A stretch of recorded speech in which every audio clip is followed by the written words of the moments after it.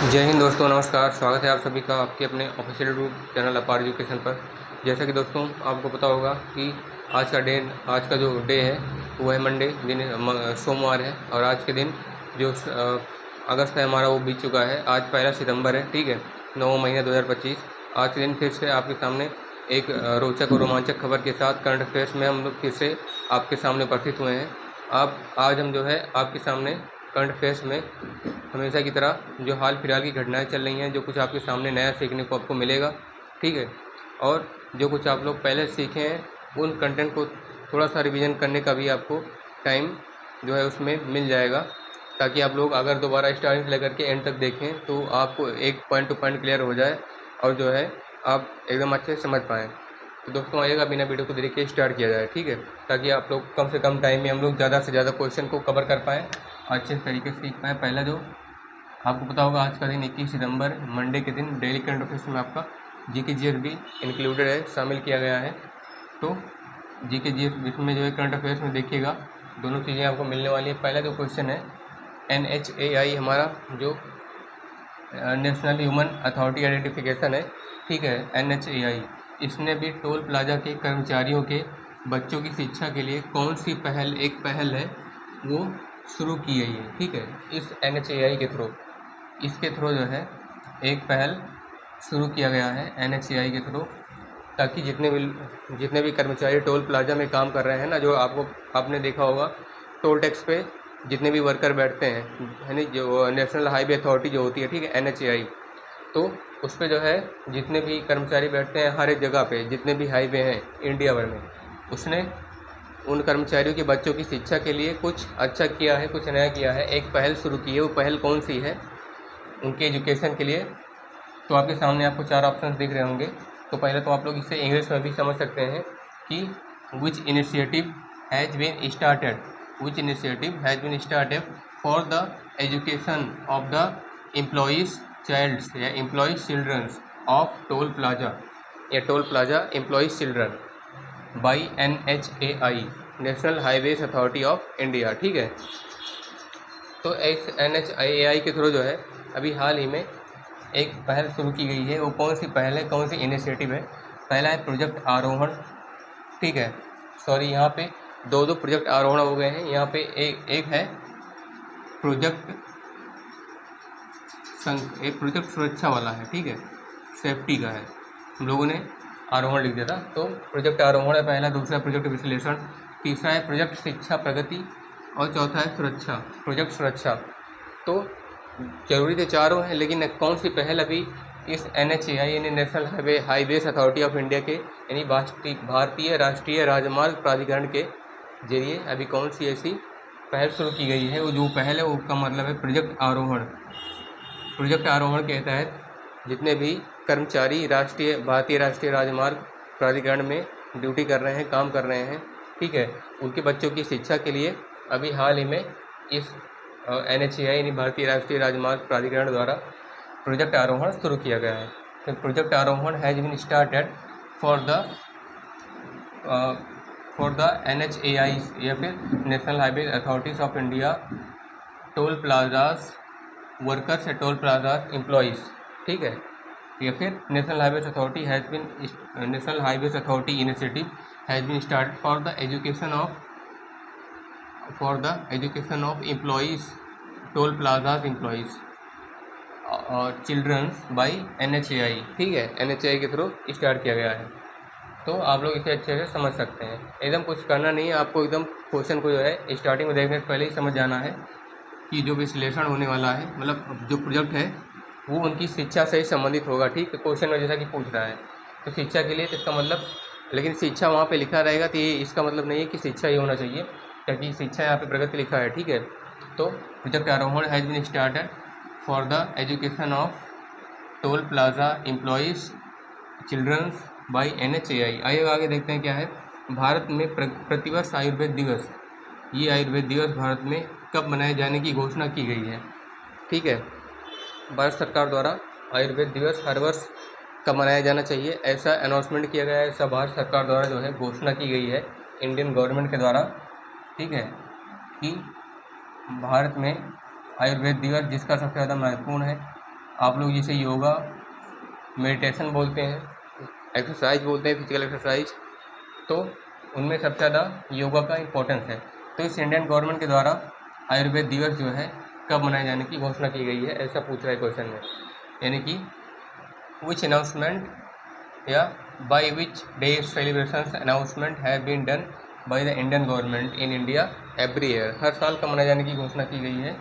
20 सितंबर है, 21 सितंबर, 22 सितंबर और 23 सितंबर। आपको बता दें जो सही डेट है वो है 23 सितंबर।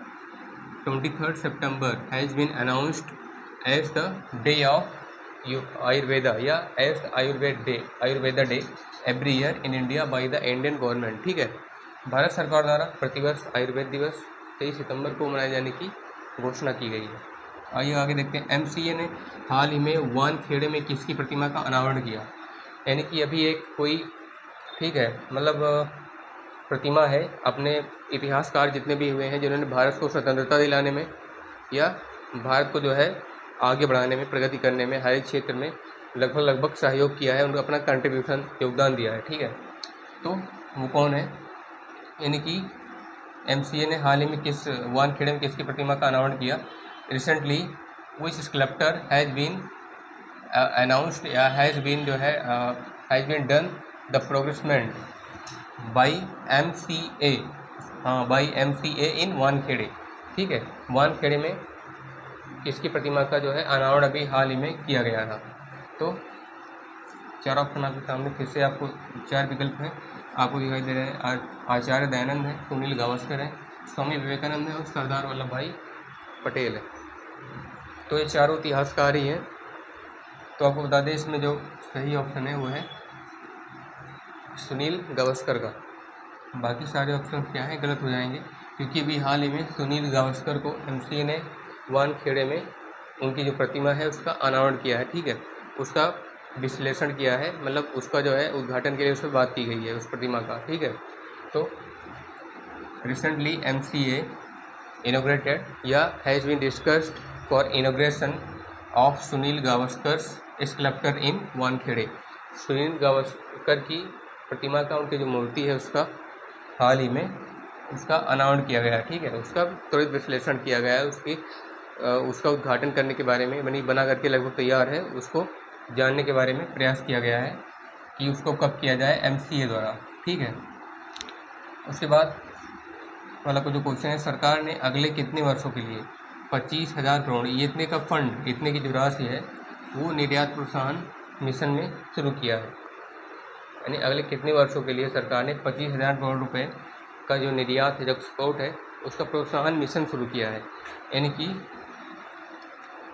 How many years Indian government has been started the export excitement mission by the fund to 25,000 crore. ठीक है, 25,000 करोड़ फंड का, मतलब 25,000 करोड़ का फंड लेकर के जो है सरकार ने अगले कितने वर्षों के लिए इस फंड के तहत निर्यात मिशन योजना शुरू की। तो पहला 2 वर्ष है, 4 वर्ष है, 6 वर्ष है, 8 वर्ष है। आपको बता दें 6 वर्ष के लिए, अगले 6 वर्ष के लिए, यानी 2025 चल रहा है ना, 2031 तक के लिए सरकार ने 25,000 करोड़ रुपए का जो फंड है इसका निर्यात मिशन प्रोत्साहन शुरू किया है। ठीक है, निर्यात मिशन प्रोत्साहन शुरू किया है इसका 6 वर्ष के लिए।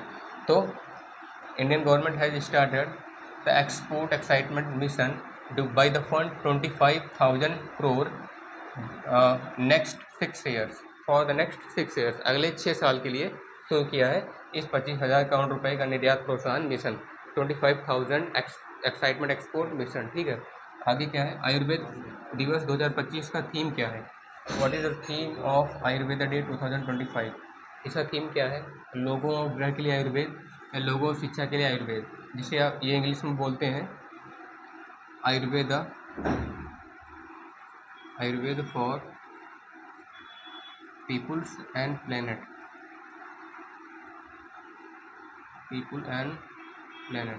आयुर्वेद लोगों उनके ग्रह के लिए। इसमें है आयुर्वेद लोगों की शिक्षा के लिए, तो Ayurveda for people and education. तो आयुर्वेद तो दोनों के लिए ज़रूरी है, लेकिन उसका मिशन क्या है, मिशन है लोगों और ग्रह के लिए। लेकिन जितने भी लोग ग्रह यानी पृथ्वी पर हैं ठीक है, उनके लिए आयुर्वेद दिवस का 2025 का थीम है लोगों और ग्रह के लिए आयुर्वेद। तो ग्रह पर रहेंगे यानी प्लैनेट पर रहेंगे, तभी तो जो है आयुर्वेद की स्थापना हो पाएगी ना। और शिक्षा तभी संभव है जब ग्रह हो। तो इसकी ये ऑप्शन सही हो जाएगा, बाकी ये गलत हो जाएगा। तो पीपुल्स यानी लोगों और ग्रह के लिए जो Ayurveda for people and planet is the theme of Ayurveda day 2025। ये जो है आयुर्वेद दिवस 2025 की थीम है।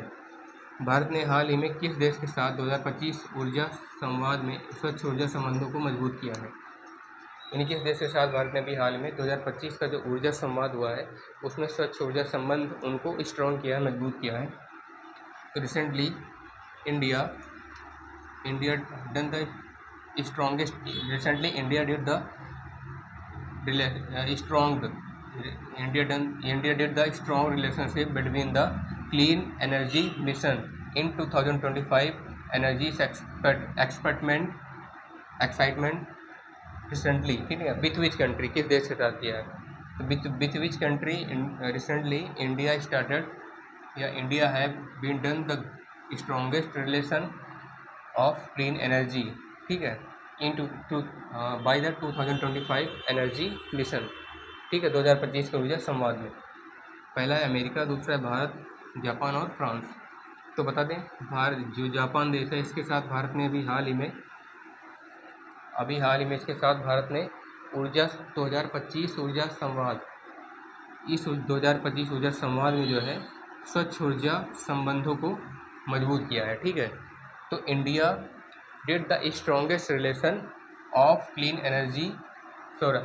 एनर्जी इन 2025 एनर्जीज एक्सपेरिमेंट या एनर्जीज मिशन, ठीक है, इस 2025 ऊर्जा संवाद में with Japan. India did the strongest relation with Japan country of clean energy in 2025 clean energy mission, ठीक है, 2025 के ऊर्जा संवाद में। सबसे लास्ट वाला क्वेश्चन है, ये ज्योग्राफी यानी भूगोल से लिया गया है, ठीक है, ज्योग्राफी से लिया गया है। पेंगुइन नाम का जो पक्षी है पूछ रहा है कहाँ पाया जाता है। पेंगुइन नाम का पक्षी यानी पेंगुइन पक्षी कहाँ पाया जाता है? तो where penguin name bird has been found, where the penguin name bird found या इज फाउंड। तो अंटार्कटिका में, टुंड्रा प्रदेश में, साइबेरिया में, हिमालय में। आपको बता दें ये जो अंटार्कटिका में पाया जाता है पेंगुइन नाम का पक्षी, जो कि अपने पैरों पर चलता है। आपने देखा होगा ऐसा पक्षी जो कि लगभग अंटार्कटिका यानी कि उत्तरी ध्रुव पर पाया जाता है, ठीक है, सॉरी दक्षिणी ध्रुव पर पाया जाता है अंटार्कटिका में ये पेंगुइन नाम का पक्षी, साउथ पोल पे, ठीक है। हम लोग का जो ध्रुव है उत्तरी ध्रुव है, तो दक्षिणी ध्रुव पर यह पाया जाता है अंटार्कटिका में पेंगुइन नाम का पक्षी, ठीक है, साउथ पोल पर, दक्षिणी ध्रुव पर, साउथ पोल। तो ये penguin name bird has been found on the south pole in Antarctica, ठीक है, साउथ पोल पर, दक्षिणी ध्रुव पर, अंटार्कटिका में ये पाया जाता है। तो ये रहा हमारे द्वारा आपके दिया गया त्वरित विश्लेषण, इनकी इम्पल्स जो आपका एनालिसिस हुआ है इसमें, उसका एक क्वेश्चन 1 से लेकर के लगभग 7 है ना, 3 से 7, हाँ 6-7 क्वेश्चन का जो आपको विश्लेषण किया गया है आपके सामने। आशा करता हूँ कि आपको जरूर समझ आया होगा और आप कंटिन्यू से स्टार्टिंग से लेकर के कंटिन्यू एंड तक आप लोग जरूर इसे देखे भी होंगे। अगर आप दोस्तों किसी भी गवर्नमेंट की या कम्पिटिटिव एग्जाम की तैयारी कर रहे हैं या फिर आपको वैसे भी news articles, magazines, current affairs, ठीक है, इन तरह के टॉपिक्स पर आपको पढ़ना पसंद है, आप रुचि रखते हैं पढ़ना, तो सबसे ज़्यादा इन्फॉर्मेटिव आपके लिए वीडियो होने वाली है या हो भी गई है।